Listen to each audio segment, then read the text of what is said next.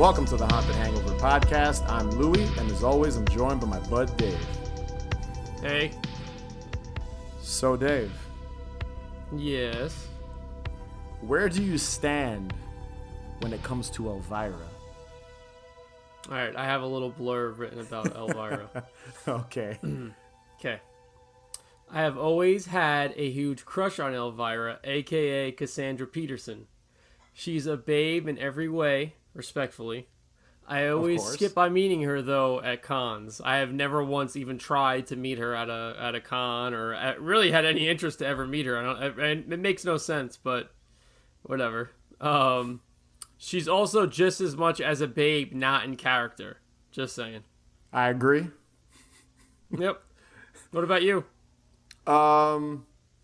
Yeah, I think if you love Halloween and you love like horror, like you have to kind of, I think you lose your membership card if you hate Elvira. I don't think I've ever met someone that's like, Elvira, she sucks. I don't think that exists.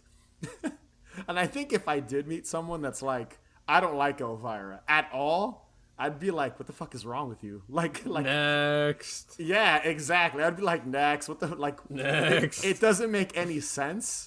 And especially like in the horror scene and obviously the Halloween scene, she's super popular. She, again, like you just said, she's at every convention. I have met her. I think I mentioned it 2 or 3 episodes ago with our More Halloween Memories. Emily mentioned us meeting her at Chiller Theater. And she was in full costume. And there was nobody there, right? Yeah, because there was a snowstorm and all this shit here in New York. Oh, but yeah, it was amazing. She was in full costume. I got a little starstruck because I've met her twice. And I met her, I'm going off on a tangent here, but whatever. I met her out of costume, just Cassandra Peterson. She was very sweet. She was, very cool. And she just signed my, I think it was I just got like a picture of Elvira signed, one of those like 8x10s of her. Then I met her, and I didn't go as much into detail in our episode, so I can fill everybody in now. I met her again at that Chiller Theater, and she was in full costume. And dude, when she's in full costume, she becomes the character. It's interesting. Like she's super timid and like she's friendly when she's just herself. But once she's in that costume, it's like something turns on. She's like waving and like she's just very bubbly. It's interesting. I'll be very honest. I think I'd rather meet her as Cassandra Peterson than Elvira. I'm just saying. Yeah, and again, I there's one thing I will say about the character of Elvira now in 2021. Obviously, it's a little oversaturated. She's got tons of merch, like everything. You can find fucking wine labeled Elvira, Mistress of the Dark. You can find fucking toilet paper. You can literally find just about anything labeled like or marketed towards her. But I feel like it's been like that a long time, since the 80s. Like she's just very easily I'm not even saying that right. Easily. She's easily marketable. Like you can just market her, especially when it's Halloween shit. Like it just goes hand in hand. Yeah, I agree. But yeah, I'm a fan. I'm a huge fan of Elvira. I really, honestly, I have tons. I don't have tons, but I do have like her book, her picture book. I have comics. I have VHS tapes. Dude, I have. She's synonymous with Halloween and horror. I mean, that's just the bottom line. Yeah, it's again, the two go hand in hand, and like I said before, I don't think I've ever met someone that is like, she sucks. I don't think that exists. But I have some fun facts about Cassandra Peterson, and let me know if you've heard of any of these. Let me know if you've heard them. So, sure. The first one is right out of high school, Cassandra drove to Las Vegas to pursue a career as a showgirl. Did you know that, Dave? I did not. She also went on a date with Elvis Presley, which I found interesting. Amazing. Yeah, that's amazing. That is amazing. I actually think that she's writing a autobiography. I think it's coming out. I would read that. Yeah, I think it's coming out this October, if I remember correctly. And I'm pretty sure that story will be in the book. I have a fun fact. My mother saw Elvis live when she was a kid. That's amazing. Yep. Mm-hmm. not many people can say they saw Elvis Dude, live. Elvis rules. I think Elvis is does. cool as fuck. So I totally agree. I can listen to Elvis at any time, and just him and his persona is awesome. Yep. Some other facts here about Cassandra Peterson. She plays a showgirl extra in the James Bond movie Diamonds Are Forever. I'll be honest, I'm not a James Bond fan, so I've never seen this one. Yeah, it's never been my cup of tea. Well, you know what? It's funny that you mention extras because she is in Pee-wee's Big Adventure. Yes, she is. She is one of the biker girls in the biker gang. Yeah, and you could tell it's her. Like, besides like missing the wig, the makeup even looks like Elvira. Yeah. Like, you can tell it's her clear as day. And I believe she's good friends with Paul Rubens. Like, she's friends with. That makes sense. Yeah, I think they're both. They were, and I'm gonna go into Elvira's history in a bit, but I believe they were both part of that. Like, I think it's Chicago, but it's like a comedy improv group, the Groundlings. Have you ever heard of it? No, but I mean, I'm aware of like improv group, like people like being coming up together and then getting work and being in movies and having shows, etc. So I'm aware of that kind of thing. I'm just not I do not know about the group that you're talking about. Yeah, it's like a popular group. That's where Elvira came from. That's where Pee Wee Herman came from. I might be wrong, but I think Martin Short was on it. It might have been something else, and I think Ed Grimley might have come from that group. You know Ed Grimley, right?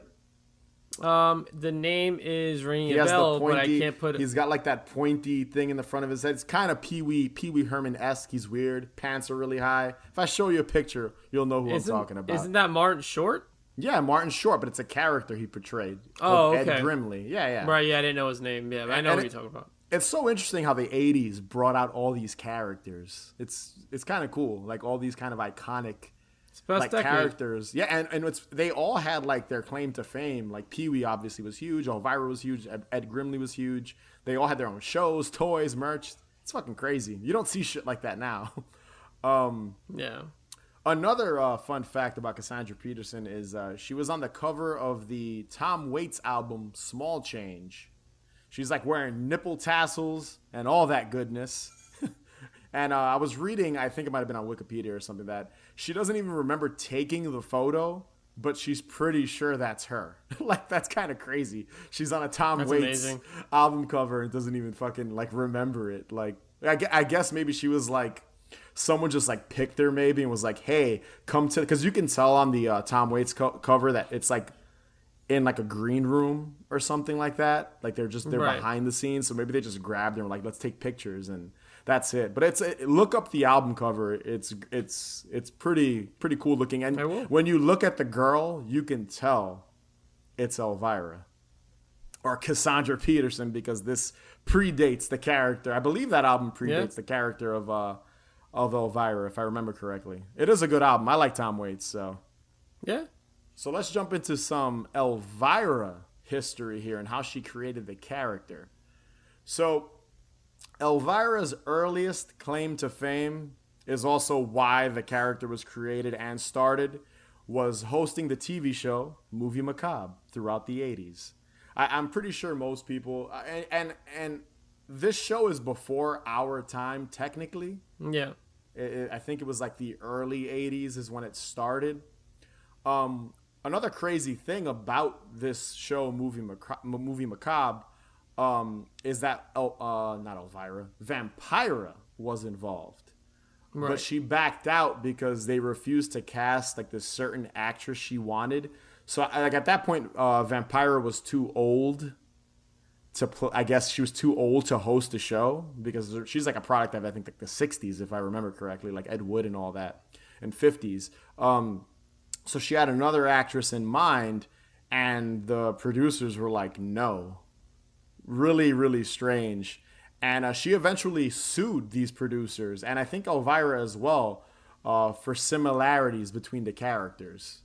Like, to me, I never thought a Vampira was very dry and not, like, I could see the similarities, obviously, but they were very different types of characters from what I've seen. Obviously, I'm more familiar with Elvira than I am Vampira. Of course. But what I've seen from Vampira, because I've watched some of her like old hosting segments, it's a little different. Very different portrayal of spooky horror host.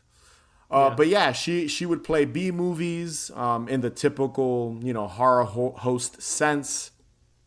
And she gave her 2 cents by sort of poking funs during the breaks. There was also a lot of like innuendo, sex jokes. That was always Elvira's thing, her thing because of her appearance.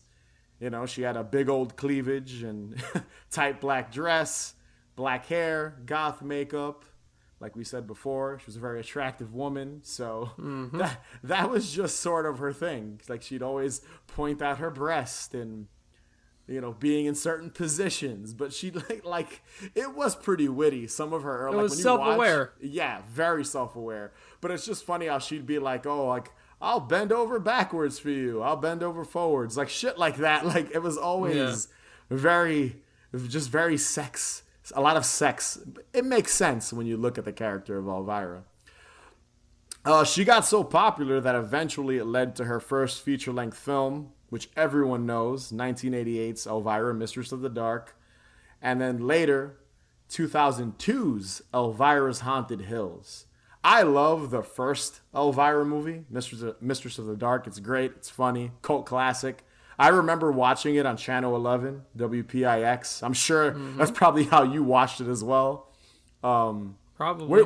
What do you think of her movie? I'm sure we'll cover it one day. So I'll be honest with you, I don't remember them. I've definitely seen the first one. Yeah. The second one I don't remember. I don't think I've even seen it. It's not as good as the one from the 80s, the original. I do want to break something up though. Do you remember in the early? No, I would say it's probably the mid 2000s. Remember when Monsters HD came out? Yes. She hosted a whole. She might have been the host, like period, like every movie that came on. I remember she was a big selling point when that channel was introduced. Yeah, she's had a lot. She's come back so many times, dude. She's come back to host so many different things. I actually have a list of them here. Besides, Movie Macabre, she also hosted these series of VHS tapes called Thriller Video, which you know Thriller. We both like VHS tapes in the 80s, and it was a similar format where she would just introduce a film, pop up in the beginning, at the end, and then I think in the middle as well. I actually own like 2 or 3 of the big boxes of the Thriller videos. They're really, really like pretty looking. Like she's on the cover, and then there's like spooky font, and then I think the Thriller videos in like the in a like graveyard like font or something like that, or like cemetery type plot type font. And they're really, really cool VHS tapes. And there was another run of tapes titled Midnight Madness in the 90s. And those were distributed by Rhino Home Video. I actually have 2 next to me right now. I didn't pull out my other 2, but I pulled out these 2 because I vividly remember seeing these because they were all over the place in the 90s. Like I remember seeing them in Sam Goody's. I remember seeing them like even in like video stores to rent. I don't know if you remember them. I'll show them to you here. Obviously, if you're listening to this, you can't see them. But if you watch the video version of this podcast, you can see them. But these are them right here. I don't know if you remember these at all. I do. What's funny about this one specifically, the one where she hosted The Brain That Wouldn't Die, is that it's presented by Coors for some reason. Coors Light or Coors the beer company. Tap the Rockies. I know, it's funny, and I've actually watched these. They're pretty entertaining. The movies are fucking stupid. They're not my type of. I love horror movies, and I love old horror movies, black and white films. But these 2 aren't exactly my favorites. The other one is Frankenstein's Daughter, but similar to Joe Bob, and I'll say this about most horror hosts, they make the movie better by interrupting the movies and giving facts and making fun of it. And that was always kind of the charm of Elvira. And I think all of her hosting gigs. She also had a canceled TV pilot in 1993 which is available Didn't know that. online. Yeah, like a full sitcom. I've watched it. I actually want us to cover it in the future. It's really weird because if I remember correctly, it's supposed to be a sequel to the original film from 1988 and continuing that storyline, but it was never picked up. Like it just, they shot it and it just didn't go anywhere. But yeah, like throughout the 80s and 90s, you know, specifically during Halloween, Elvira was everywhere.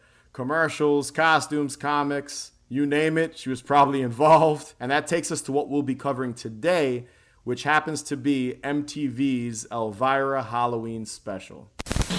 Hi there, guys and ghouls. It's me, Elvira, the Queen of Halloween, and tonight I'm having my Halloween party right here at 8 o'clock Eastern, 5 o'clock Pacific. After Elvira shows you the weirdest, scariest videos ever made, the terror continues with Alice Cooper live in Detroit at midnight Eastern. Elvira at 8 p.m. Eastern, 7 Central, 5 Pacific time, followed by Alice Cooper in concert at midnight Eastern, 11 Central, 9 Pacific. A Halloween you'll remember. A Halloween you won't be able to forget on MTV. Last one there's a Halloweenie. So Elvira's Halloween Special aired on October 31st, 1986, and it was a part of a larger MTV Halloween celebration. Real quick before we get into the special, I found this on YouTube. The user Vintage Etainment Xmas Halloween and Horror. That's the user. It's the only place I could find it, and honestly I stumbled on this a few years ago. This very guy's upload, and as soon as I saw it, I was like, I have to watch it. So yeah, it aired on MTV October 31st, 1986. The larger Halloween event, from what I could see, like I was trying to do some research on this event. It seems like the entire event, because there are several bumpers in this actual video that you can watch, is called MTV's Halloween Horror Show. This was a 4-hour special, and it looks like music videos aired throughout the day, because again, this was when MTV was a music video channel, where the good old days where you could actually just watch music videos on MTV. And it seems like, yeah, wild concept. Unfortunately, this version we watched has all of that shit cut out. I'm guessing videos must have aired like because if I remember correctly, when MTV aired videos, they would air like 20 videos or 15 videos with commercial breaks. So Elvira would kind of interrupt that from time to time. They're also pushing, which is why I'm saying this is part of a larger event. They were pushing a performance by Alice Cooper later on that night, I guess to cap off Halloween night, which makes sense. And Elvira was and she was gonna be hosting like several different things throughout the day. It was, I guess, a marathon of music videos with her segments and skits sprinkled throughout, and then her hosting this hour-long video countdown at the end, and then the Alice Cooper concert. And I will say those bumpers, those like advertisements, commercials for the Halloween Horror Show are amazing. They have like clips from Friday the 13th and like other random show it like horror 5 films. times. Yeah, they show it a bunch of times. And the commercial for that Alice Cooper performance is great. It reminds me of like old haunt commercials. Like we would see it in like the 80s and 90s. Like it's going to be shocking. Alice Cooper live tonight in Detroit. Like it's just like it very much brings that back. And honestly, off the top, I would not say this is the finest Elvira thing to watch. and we'll be getting into that shortly as to why that is. But I also think that's because all of the music videos were cut out of it. Hello, darling. It's me, that cute little maid who loves to get paid. Elvira, Mistress of the Dark. And like I promised, it's time for that special treat for all you tricksters out there. That's right, it's time for fanfare, please. Never mind. It's time for Elvira's weirdest, strangest, most bizarre video countdown of all time. Now, over the next hour, you're going to be seeing some of the sickest stuff ever set to celluloid. All these videos have been scientifically selected and approved by a completely impartial panel of judges. Me, myself, and I. And if you don't like it, lump it. I mean, what do you think I look like, Price Waterhouse? Now, before I jump into what happens in this Halloween special, one music video did make it into this recording, and that's a song titled Hollywood Halloween by Paul Brosek. I'm probably butchering that dude's last name. What do you think it is? Paul Brosek? I'll be honest with you. I didn't write down his name, but I did write down. I did write down. I'm fucking with this guitar riff and the lush background vocals and the random shots of LA during Halloween. I did love this video, so I'm not gonna lie. Dude, it's a great video, and it's definitely a good like Halloween mood setter. All definitely. The costumes, it's the 80s, like, and you're right, it's like everyone on like I forget, it looks like a very popular block in LA, like in California. I'm not sure where. I don't know if it's Sunset Boulevard or it's awesome. One of those streets. I'm not sure which ones because we're from New York, but it is. It's very reminiscent of like the way the city is here in New York, like the village, the West Village during the Halloween parade. Yeah. Just people eating sandwiches dressed up as vampires, people in the street drinking 40s dressed up as clowns and pumpkins and monsters. Yeah. It's awesome, and I'm glad they added it into this video, like into this Halloween special, because it's great. And it happens very early on, and I was surprised to see it. Yeah. I'm guessing whoever owns the rights to this Hollywood Halloween video, I guess they don't hit people with copyright strikes on YouTube. I have no idea because it was weird. All the better for it. I'm happy it was left in, and the video is available by itself on YouTube. So if you do search for it, Hollywood Halloween, you can watch it separately. It's great. And it's treated almost like a short film when you watch it by itself, because there's even like, I didn't write it down in my notes, but there is a directed by person in it. And then Paul Brosek, whatever his name, Brosek, his name, that's his song. The song is great. Video's great. If there's one thing I would say is go out of your way to watch this video if you love Halloween. Yeah, it's awesome. There's also a ton of commercials in this recording. Some of the standouts being Glow Watch, which is a glow-in-the-dark watch. And to take what you would always say, that commercial is vaporwave as fuck. Boom. Yeah, it is. I have it written down in my notes. 10%. It basically looks like a vaporwave like album cover. Yeah, it does. And the Panasonic commercial that happens after it too. That one too is vaporwave as fuck. Was that for a Walkman? It was, right? It was for a whole, I think it was for all Panasonic products in general. This Glow Watch commercial though, like, dude, that last shot of like, I think it's a woman with like her arms together with like showing off the watch. It's like tough. That looks like an album cover. And it's so weird. Glow in the dark watches, like very 80s. very 80s. They should bring those back. Glow watches. I'd cop one just to have. Another fun commercial that I got a kick out of was for the Texas Instrument calculator. In the commercial, you basically have like a Dracula in a coffin, and he's impressed by this solar powered calculator. And he's like Bela Lugosi, like full accent Dracula, just sitting there like playing with the calculator. I think he's talking to I think he's talking to Renfield or whatever. Like he's like, yeah, Renfield, that's right. Like full blown cheese fest, perfect Halloween commercial. I've never seen it before. It's a good one. No, neither have I. It's before my time, obviously, because this recording is the year I was born. So I have no idea this even existed. So yeah, we're both too young in reality to have experienced this special live. I was 3 when this aired.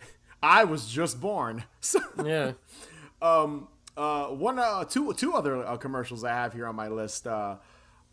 There's the 500 XJ Apex joystick, which in this commercial, there's like this dude playing video games with this joystick, wearing sunglasses, and he's so impressed by this joystick and what he's doing, his fucking head explodes, and then comes back, and it comes back into one piece, and he's just shocked by by the glow stick.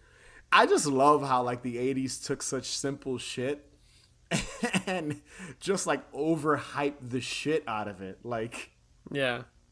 So I don't know if you're going to mention this commercial, but I'm going to say it anyway. And if you are going to mention it, then I'm saving you the trouble. That laser tag commercial.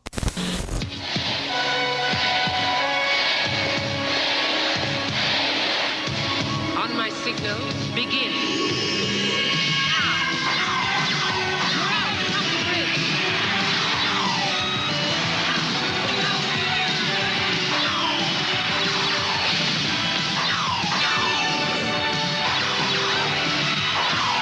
Laser tag, the game that moves at the speed of light. From Worlds of Wonder, stadium not included.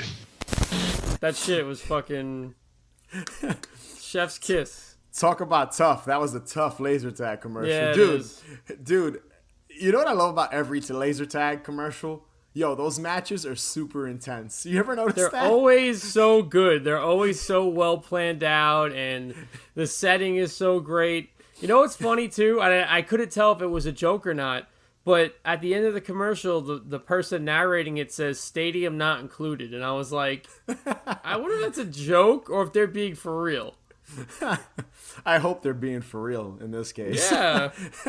That they thought kids would be like, not even kids, because teenagers are technically watching MTV, but that teenagers would be like, wow, I get a stadium with my laser tag set. I get a stadium too? Okay. I do want to talk about the commercial briefly. I do love how it's like this, like, there's like groups of people doing flips while they're shooting lasers. It's awesome. There's this woman who I guess is the referee or the queen of this event. She's the empress. The empress, and she's just telling everyone, like, you suck. You have to do better. She's just barking at all the fucking players. It's great. Gotta do better. But yeah, I just love how all laser tag commercials are like, really, like, everyone takes their shit serious, like in these laser tag commercials. Every single one, like 80s, 90s. It's just always, even now, I'm sure it's like kids doing flips. Laser tag is serious shit. It is serious business. Can't fuck around with the laser tag. But yeah, those are basically the commercials that stuck out to me. Like any other ones stuck out to you? Yeah, I'm going through my list. I mean, really, the only other thing that I had written down was I obviously there's local ads in this commercial, and I do like that they were from, I guess they're Salem ads or Boston ads. Yeah, that's what I got too. It was hard to tell, but it was definitely local. Like there was like I think I saw there was like a car advertisement. There was like insurance. Like an insurance advertisement. Again, a lot of this stuff was before my time, so those four commercials were the only ones that really stuck out to me that I thought were kind of entertaining and amusing. There's also some horror trailers sprinkled throughout this. A lot of black and white stuff.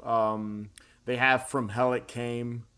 There was another really weird one that wasn't even like a sci-fi or horror film called Curfew Breakers, which was like a bunch of like young people that are like rebellious in the 50s. It is a great title. It's a great title. That's the type of movie that like I would read the script and be like, can I remake this shit? And it'd probably be cheap to fucking get the rights to it. You'd never know. Probably. There was also this other really weird, and I've never seen this, so forgive me if I'm out of the loop with this movie, but there was this thing called the Mad Doctor of Blood Island, and there was like this oath of the green blood. And that was pretty good. It was a great trailer, but like I've never seen this movie, and I definitely want to like look for it and give it a watch. But in this trailer, it's like this like ominous voice telling people to drink the green blood potion. Yeah, it's like It'll an ad. help you. Yeah, it's interesting. Definitely a film from the 50s. And again, I feel like a lot of those old movies definitely knew how to sell these like shitty black and white horror films. Oh, for sure. Let's see, where's somebody? Oh, how about this man here? Hi, how's it going? Great. What's your name? Bill Hennessy. Bill. You know, being Halloween and everything, I was just wondering if you had a big treat for me. Oh, I sure have. I bet you do, Bill. Sure do. But I think we better, I think Bill has a big treat for me. Let's move on now. Now let's get into some of these skits involving Elvira. So the special is supposed to be coming to you, I'm assuming live from Salem, Massachusetts. It's obviously not live, but they're presenting it that way. I think Elvira says that, like live from Salem, Massachusetts. Yada, yada, yada. Salem is a great place to have Elvira host a show. Off the bat, I can tell you right now, and Dave, I know you're going to add your 2 cents into this. There's not a whole lot of Salem in this. It's very brief. And I know that's something you didn't like about this whole special, but we'll get to that a little later. I will say it does start out pretty funny. It's got this strong intro with like this dude singing about Elvira being in Salem. It's very like show tuney, and we do get shots of her like wandering around Salem, and I actually recognized some of the locations. Did you? I think so, yeah. Like the sign. She's in that little cemetery by the Witch Museum. Like, so there was, obviously this was the 80s, so I'm sure Salem has gone through changes since we've, visited it. But, of course. And we've talked about Salem, Massachusetts ad nauseum on the show at this point.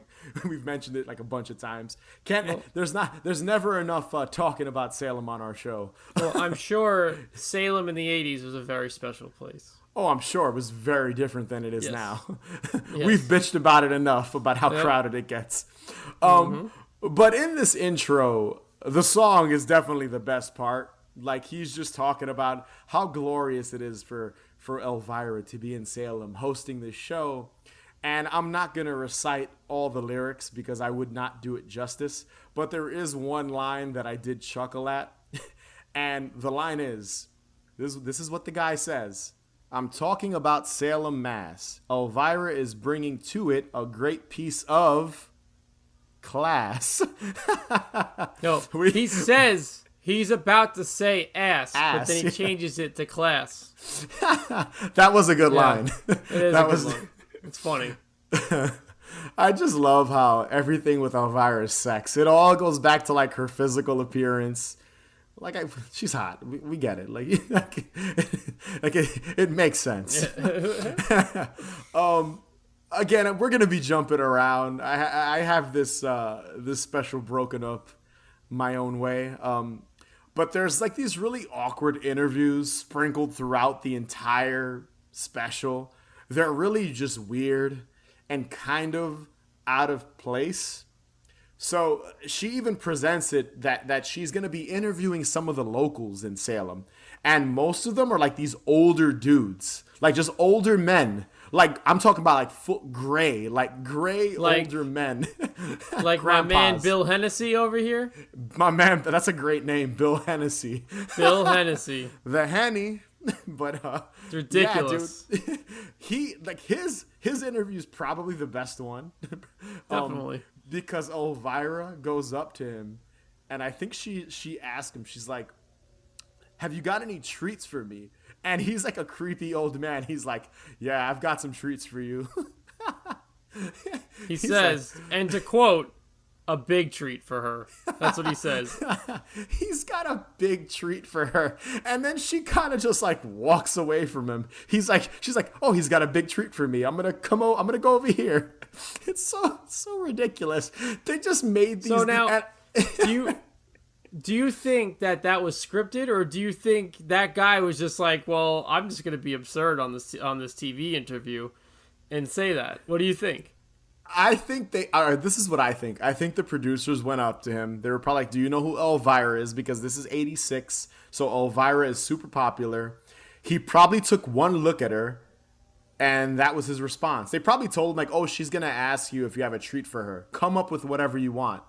And then that's what he came up with, that he's got a big treat for her. Because from what I've seen on like TV shows that just interview random people, that's usually how it is. They kind of just vaguely tell the person, do you want to do it? Sign a release. This is kind of what's going to happen, and you can hit her with whatever answer you want, as long as it doesn't involve profanity, probably. That's probably what they told him. But yeah, my man Bill Hennessy is definitely the best interviewee in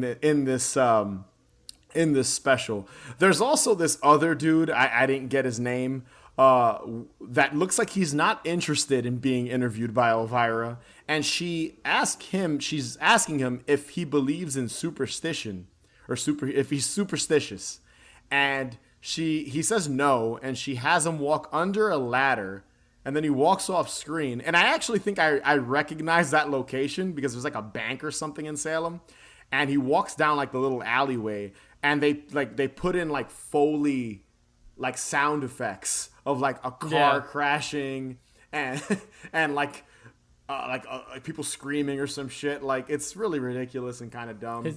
His name was Elmer, by the way.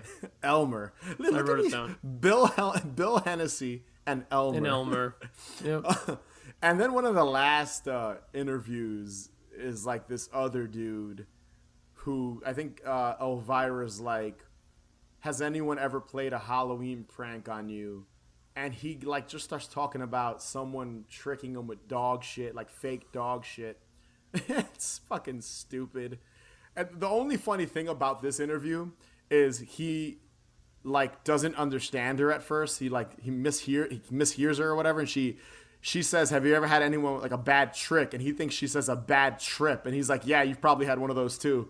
So that's kind of funny. He like just misunderstands her. And I also like when he takes his dog and he's like carrying the dog right in front of the camera, and the dog's just like so happy. It's just like, oh. Yeah. And it's funny because I think Elvira, like, that's a genuine reaction from her, because she's like, "Oh, he'll eat the mic." Like, she walks away from him, and you could tell, like, I guess he didn't tell them that he was gonna pick his dog up and stick it in front of the mic. So it's pretty cool. It was a genuine reaction of her kind of just reacting to that. And lastly, there actually is one more interview. I forgot it here. One of the more important ones, and I thought this was fucking stupid, was she starts talking to like some Salem cops. She's like, "Oh, is this a Halloween costume?" And they're like, "No, we're real cops." And she's asking them how long they've been cops. And I forget how it escalates, but they arrest her. It was fucking dumb. It falls flat. I did not like. They could have ended it with my man with the dog. That would have been enough. They didn't need to tack on the Salem cops. Yep. The logo scenario. on the cop car is tough. Oh, it's amazing. The Salem police logo. It's exactly the same now. When you go, actually think when I was there last time, I bought a patch. The cops were there, and they were selling the patches, and it's fucking awesome. I'll never put it on anything, but like I just like having it. It is a really cool logo. The only other place that I've seen that has a cool logo, the cops have a cool logo, is Sleepy Hollow, because they have the Headless Horseman on their logo. So that's pretty dope. That's cool. No trip to Salem would be complete without picking up a few souvenirs. So I came down here to the Salem Witch Museum souvenir shop, and I found some greatest things like some real scary stuff like this black cat. And, this witch. I think I'll take one of those. Put a cat in there, too. And, I almost had a heart attack. Oh, there's a frog in a tutu. This is scary, I must say. No, thought I might turn into Prince. Oh, well, let's see. Oh, look, fish. Guess they meant to send this to the Fish Museum, but they mixed up and sent it to the Witch Museum. Scared myself. And let's see. Oh, look, I love these plaques. I always buy these wherever I go. This one here says anyone can be a mother, but it takes someone special to be a mommy. Okay, I'll take that anyway. Let's see, what else do we have here? Oh, look, a duck brush. Duck! Oh. Well, let's see what else I have here. Oh, look, pom-pom fun balls. That's what they used to call me in high school. Guess I'll take two. And what else do we have? Oh, books, superstitions of England, witchcraft of Salem. Ah! Oh, I have coca. It's Really, Harry. Okay. Oh, look. I got to get one of these. I mean, this is a classic, a broom for my trip back. Or look, the new Italian modern model of a broom. Oh, this is great. I got to get a couple of these. I love this. So the rest of the skits are pretty self-contained and short. One is Elvira shopping in the Salem Witch Wax Museum gift shop. It's not funny. But it's still kind of cool to physically see her in that store. I've been to that museum and store. I will admit, and maybe this isn't a popular opinion, that fucking Salem Wax Museum is a fucking tourist trap. It's terrible. If you've never been to Salem before, definitely go check it out. But like last time I was there, it was super dated. The fucking wax, like the figures and shit, were all falling apart and looked terrible. Like, they probably haven't changed it since Elvira was there in 1986. Yeah. It's a little raggedy looking. I guess maybe that's its charm. But if I remember correctly, the price they're charging you, it wouldn't be the first place I'd visit in Salem, Massachusetts. If you go to a wax museum, go to Count Orlok's. That's for sure. 100%. We did talk about Count Orlok's in our Visit Salem episode, so go back and listen to that. We go into greater detail. There's also this Salem State College of Witchcraft and Voodoo, which is a fictional school in Salem. The best part being Elvira waiting to take calls and no one answers until she gives out her personal home number. Like, everybody calls. Everyone calls her. Again, I guess alluding that everyone wants to bang her. Like, it's again not very funny.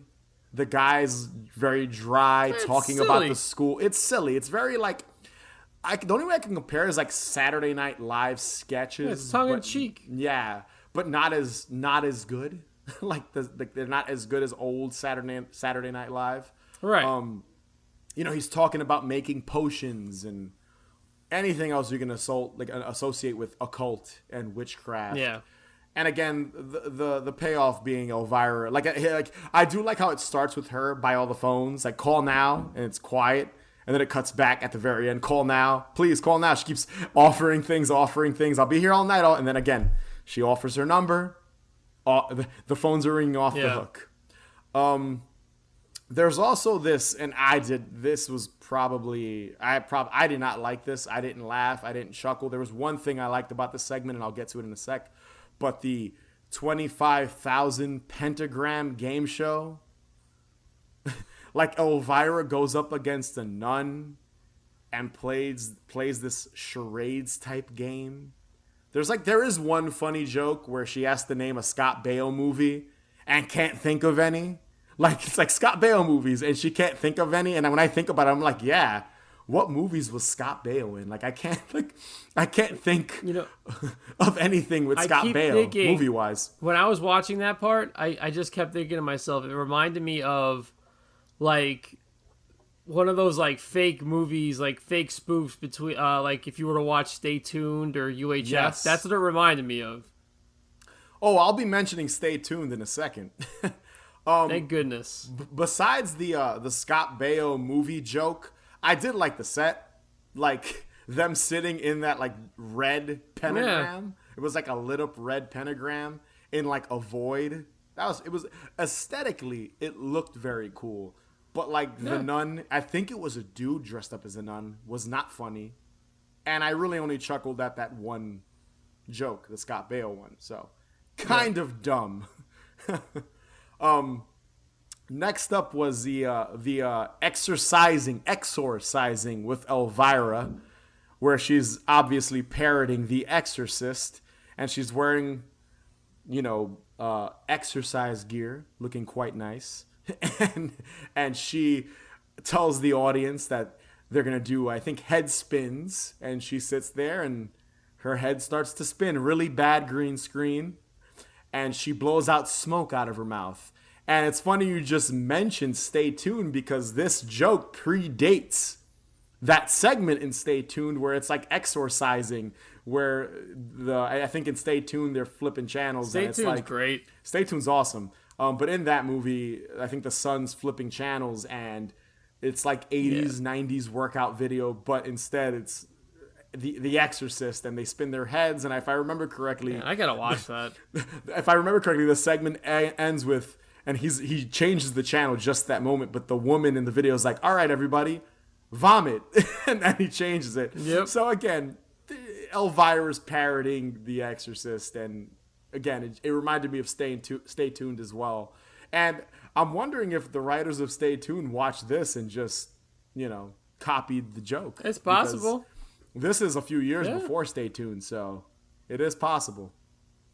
And now we're getting on to some of the funnier segments, or at least I thought they were kind of funny. They have the Elvira doll commercial, breast sold separately.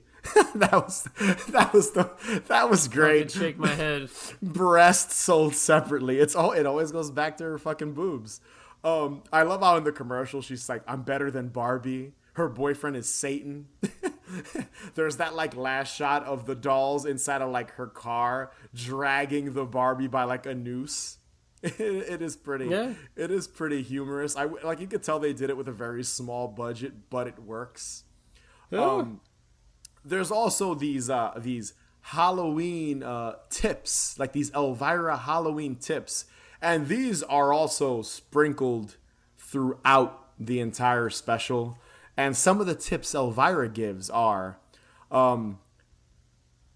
give away your shitty records to trick-or-treaters. And you see her putting like a Donnie and Marie record into like a trick-or-treat bag, basically. Just give the trick-or-treaters your garbage records that you don't want anymore.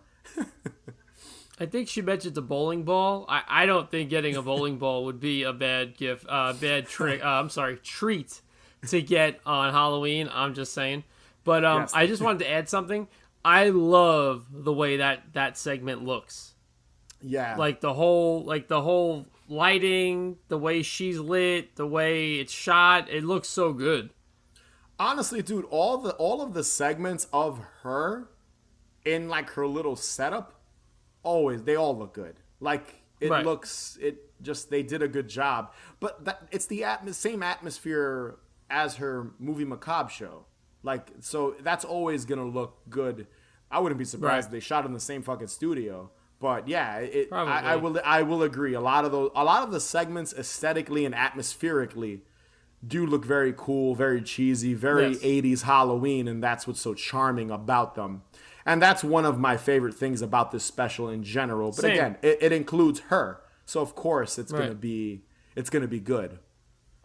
Oh, but yeah, now that you mentioned the bowling ball, going back to that, that's another tip she gives.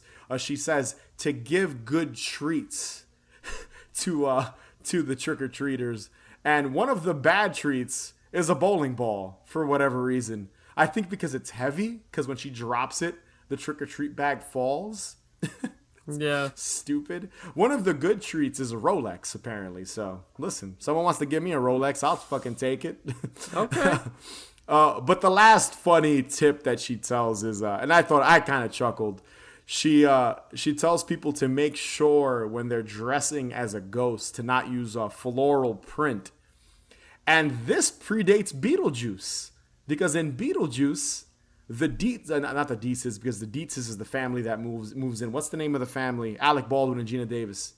I forget their last name. Ooh, I forgot too. But their characters. I had a brain fart now. After this recording, I'll be like, fuck, I forgot. But yeah, remember when they try to scare the family and they try to scare Lydia and they're wearing the ghost and they're wearing like floral print like sheets, like it's obviously not white sheets. So in this, Elvira's like, make sure you always wear white sheets and make sure you always cut the holes in the correct places. And then these ghosts walk out, and like one of the ghosts have like the holes cut in like the chest where the boobs are, one in the crotch, one has like a giant hole or something like that. It's dumb, but it was pretty funny. And like I said, I wrote in my notes that the floral print ghost sheet is tough. It is. I think it is tough. But yeah, it reminded me of Beetlejuice. And it's interesting how that's another thing that's a few years shy of Beetlejuice. So Maybe this silly special on MTV influenced some other films, or it's just a coincidence. It's possible. It's possible. Halloween is kind of a special time for me and, well, for all of us folks down here. It's time for reflection, time to look back and be grateful for all those tricks we've been treated to. It's a time when I like to plug in the fire and listen to some of my all-time favorite Halloween carols. And they're all available on this album. Elvira's all-time favorite Halloween carols. You'll get all these all-time favorites. Silent night, spooky night. You better not turn, you better not toss. Eat some garlic and carry a cross. Dracula is coming to town. We three monsters, Oriental lore. Mothra, Rodan, but Godzilla's the star. Now, my favorite skit or segment is the Elvira's all-time favorite Halloween carols album commercial, volumes 1 and 2. There's 2 volumes that she's hawking in this segment skit parody commercial. It's basically a Christmas Halloween like album twist. So basically she's treating she's making fun of a Christmas album with like Halloween parodies. That's basically what it is. Yeah. And I just love, again, going back to the sets, Elvira sits by like a full fireplace. She's being all festive about Halloween, talking about how it's that special time of year. And I do like how she says, plug in the fire. Like it's obviously a fake fireplace. That's like the best part. And she's petting a taxiderm dog, which I thought was That's funny. Great too. It's fucking great. Yeah. I do love how she's just petting. It's so fucking eerie looking that she's just petting. Yep. And it's like you could tell it's a real taxidermy dog. It's fucking morbid, dude. That always fucking freaked me out. It always reminds me of that Tales from the Crypt episode where like with all the taxidermy animals. Do you remember that one? No? I do not. I forget the name of it, but it's a twisted episode of Tales from the Crypt. But yeah, anyway, she you start seeing the name, like the titles of all the carols, her favorite Halloween carols, and she's just sitting there petting the taxidermy dog, dancing. I love she's dancing, holding the record, like as like the titles of the songs scroll like past her.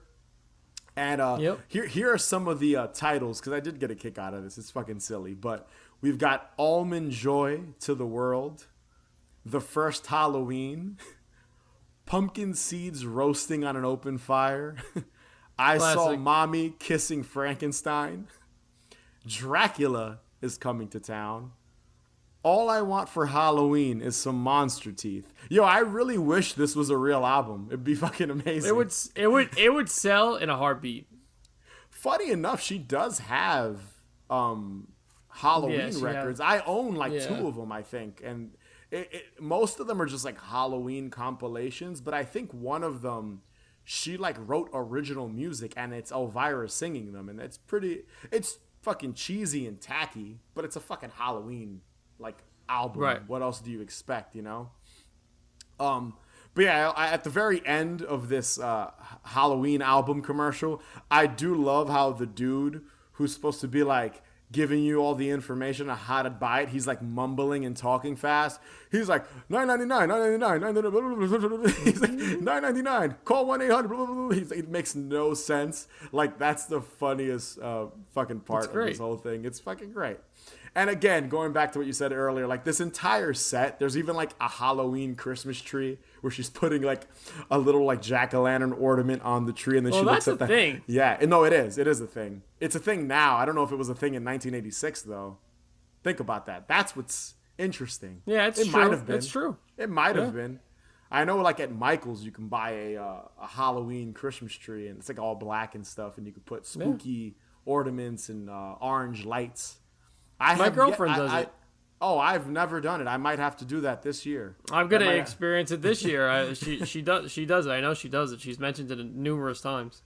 If we both do it, we'll have to put up pictures of each tree on Instagram. Sure.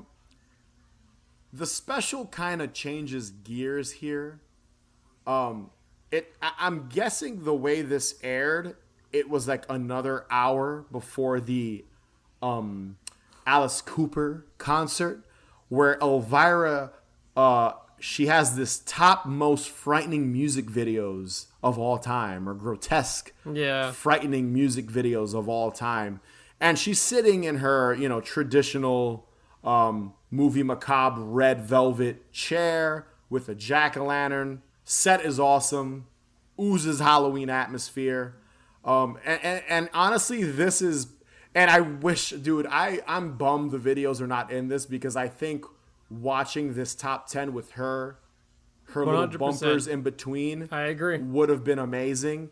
Like I almost want to fucking re-edit it myself and upload it on like Vimeo or some shit, because she does pick some fucking bangers too. There's a couple of decent tracks in this top 10. But yeah, I think I guess watching it live, you get the full effect. But I have 3 tracks here that stood out to me. One is Ozzy Osbourne, Shot in the Dark. That's a fucking great fucking song. So let me ask you a quick question about that. So you know how like they cut to Ozzy and Ozzy's like clean cut looking? Yes. Was that, did they shoot, because he looks exactly the way he does in Trick or Treat, basically. Was that shot did they use that for Trick or Treat? Or did you think they were like, oh, we're going to do this again, and we did it in Trick or Treat? I was about to mention that too. I was trying to figure that out, because he's got like the slick back blondish hair. Yeah. Like I'm guessing like a tight ponytail to make him look a little more conservative, because long hair means you're fucking wild or whatever. It looked like either two things. And I don't remember, because I haven't watched Trick or Treat in a while, from 1986, but it looks like either they grabbed the shots from the movie, but the frame rate didn't look like it was from the movie. That's what made me lead me to believe that it's just like outtakes that maybe they sent to MTV to use in the special. It is interesting. I did notice that too. I was going to mention that. But yeah, it was cool that they, when she's talking about Ozzy in between the music videos, they just cut to like him portraying that character from the movie who's like anti-metal, like it's for Satan worshipers and shit. That was pretty funny. Two of the other tracks that stuck out to me, one is, Rocky Horror, Time Warp. That's on like every fucking Halloween playlist. I love Rocky Horror. I never can hate on that movie. That's another thing that it's a feel good, I feel like that's definitely an essential Halloween watch, and it's synonymous with Halloween as well. The last track, which I never get tired of, it's been a little overplayed in Halloween playlists, but that's Alice Cooper. He's back, the man behind the mask from Friday the 13th. I mean, part 6, right? Yeah, it's part 6, if I remember correctly. Yeah, that fucking song's amazing. I've always loved. It's awesome. He's back, the man behind the mask. I'm into it. Yeah, that's like on one of my Halloween playlists. I always add that song. It's a fucking great song. Music video is great too. If you've never seen it, definitely go watch it. Where he's pretending to be the dude's dad, and his son's name is Jason. It's fucking kind of silly. And then it cuts to like a movie theater, and like I keep saying Ozzy, but Alice. I gotta rewatch it. Performing, he's performing it. He's performing the song, and then there's clips from Friday the 13th Part 6, and it's a cool video. Definitely check it out.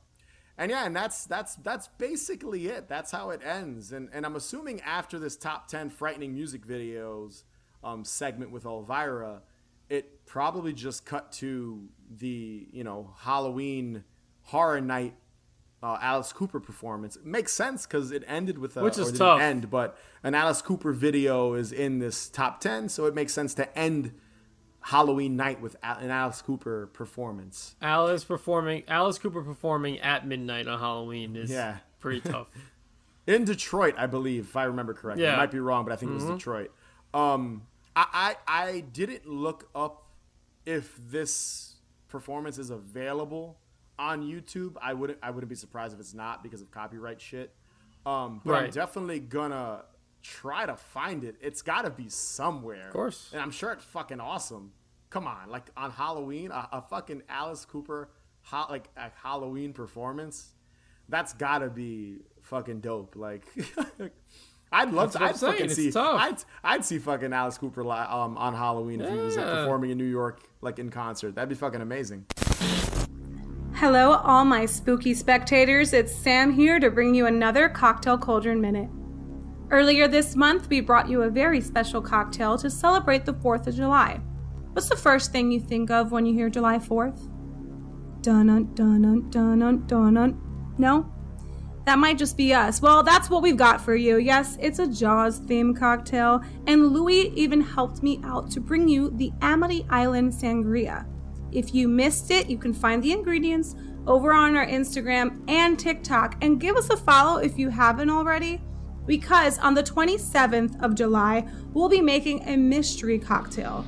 The ingredients are top secret, but I will give you a hint on what it will be. It will be downright delicious, okay? It's going to be so twisted, so you'll have to tune in live to find out what it is. We can't wait to see you there. Bye for now. But yeah, Dave, what did you think of this this whole Elvira Halloween special? Okay, so I have mixed feelings about this special, air quotations. So it's definitely entertaining, and I have to agree with you. I would have liked to have seen everything intact, because I feel like there would have been a much better watch. Of course. We touched on everything that I felt like that we felt was cool or funny or silly. I do have to say this though. Ultimately, I personally wouldn't add this to my Halloween list. Some people might think I'm crazy. You're definitely gonna hate. You might hate me for saying this too. Yeah. Elvira's a little annoying with all the dumb jokes. Yeah. I wanted to see the videos, just like you said. I really that was really a thing for me. I wanted to see all those music videos. It's a bummer, man. Yeah. And it didn't really feel like Halloween to me. I don't know. Like, it just didn't, I shouldn't say not totally. It definitely does a little bit. But it just didn't feel like it ultimately to me. And I wanted to see 80s Salem. That's like my biggest gripe with this thing. I agree. There's no footage of Salem. I know. I got to see live more from Salem. There's barely any Salem in it.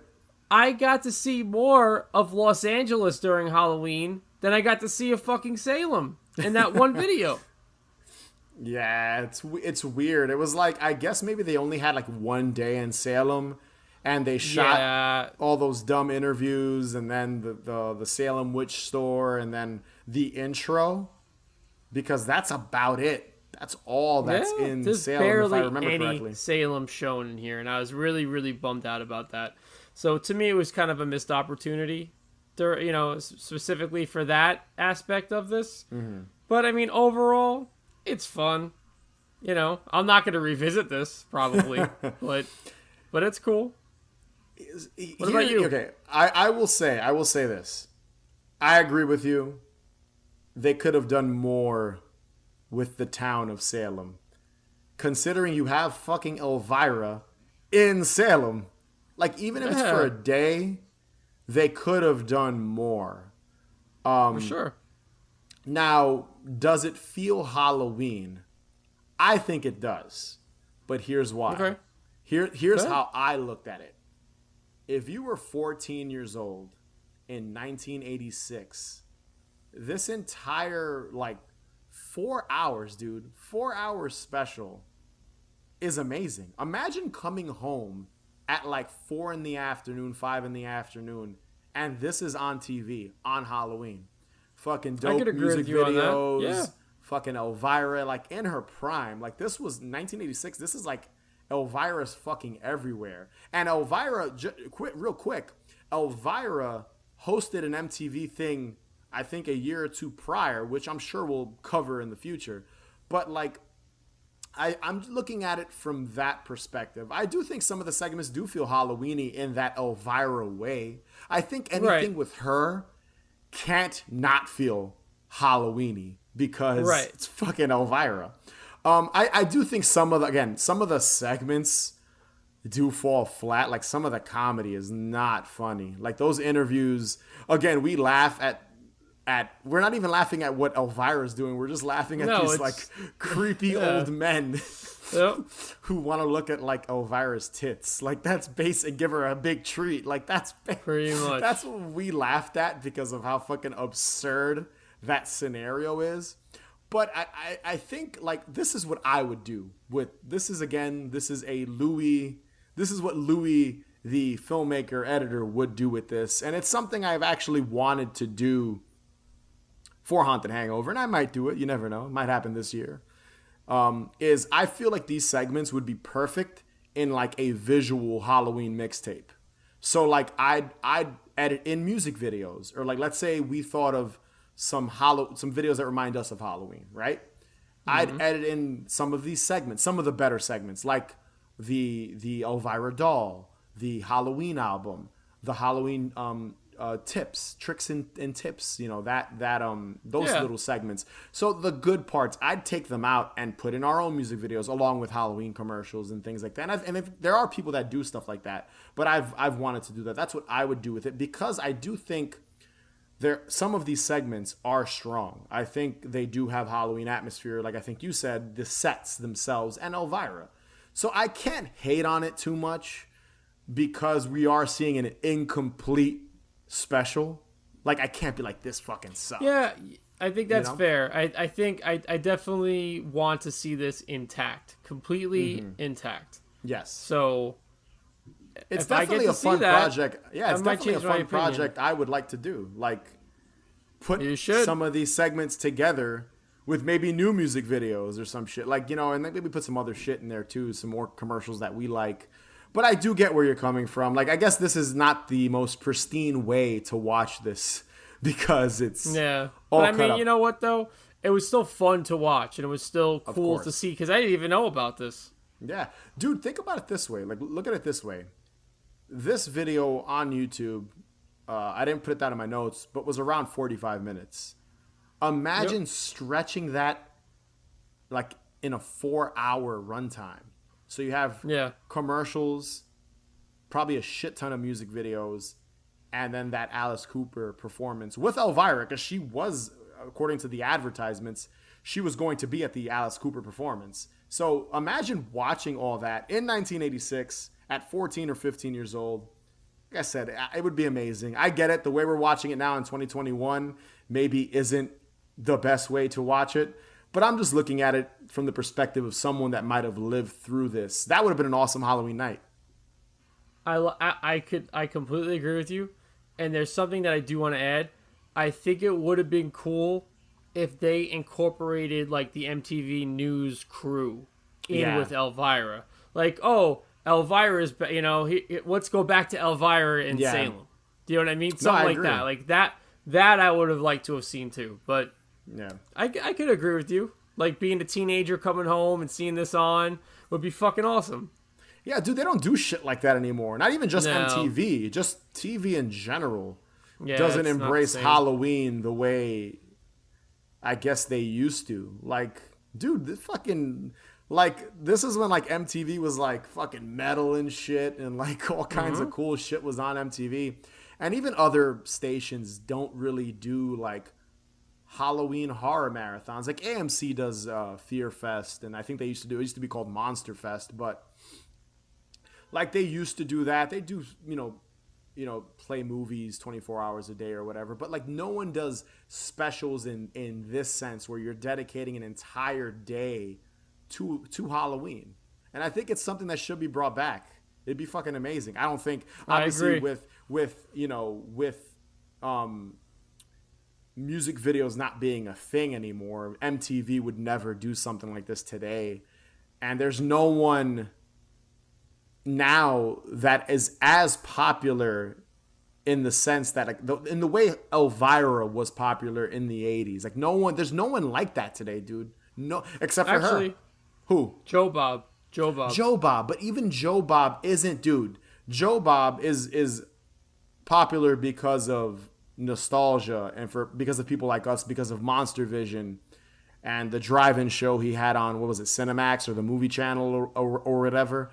But even it was still, USA. I think USA was somebody else. That was I forget. No, I know the USA. USA was Monster Vision? No, TNT was Monster Vision. TNT, that's what I'm thinking of. Yeah. That's what I'm thinking of. But even Joe Bob now, it's like, yeah, dude, The Last Drive-In's an amazing show. I love it. But it's still, he's not as popular as, I don't think he ever reached the height Elvira reached. I mean, I don't think, I agree with you to that extent, but I think he's still well known enough that he could pull it off. Here's a little example. If you go to Joe Schmo, right? And you I want to meet Joe Schmo so bad. You go to Joe Schmo, guy doesn't celebrate Halloween, doesn't celebrate doesn't like horror movies, blah, blah, blah, whatever. Someone that we probably would not hang out with, realistically. But if we did ask a dude like that, some random fucking guy, right? Do you know who Elvira is or Joe Bob Briggs? I am 90% sure even the dude that doesn't like Halloween or horror films will know who Elvira I agree is with you. before they know who Joe Bob Briggs is. I'm not denying Joe Bob's popularity. No, I know that. Elvira was a specific type of figure at one point, especially for Halloween. Right. Well, I mean, she still could, pull this kind of thing off. Dude, she's close to 70, which is crazy. Is she? Like, yeah, good for dude, her. Like, she's been around a long goddamn time. Like, it's crazy. Like, it's crazy to think that there will one day be a world without Elvira. It's kind of morbid that I'm saying that, but it is kind of crazy to think how not wishing anything, but it's just, you think about how much older a lot of these people are getting, and it's like, there's no one like that today, and it should be brought back. Someone should be having a marathon of something with movies and vignettes and skits. Fuck it, maybe I'll have to fucking do it through Haunted Hangover. So or maybe you'll have to hire Elvira. Maybe I'll have to create my own Elvira. We will have to see what the future holds. But in closing, I will say this: if you love Elvira, and more than likely you're listening to us, you probably do. You obviously love Halloween. I would give this a watch because it's a time capsule. It's a time capsule of 1986, Halloween Day. Thousands, maybe even millions of people were probably watching this throughout the day on Halloween before trick-or-treating, maybe just staying home waiting for trick-or-treaters. And when I think of that, it just brings a smile to my face. And that's why I think it's great. I can't really shit on it. I definitely recommend it. Well, anyway, that's about it.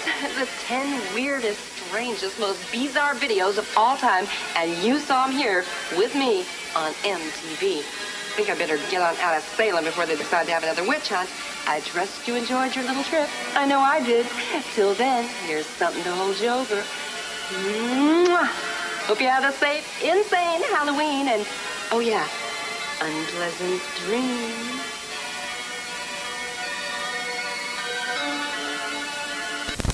So that was Elvira's Halloween Special 1986.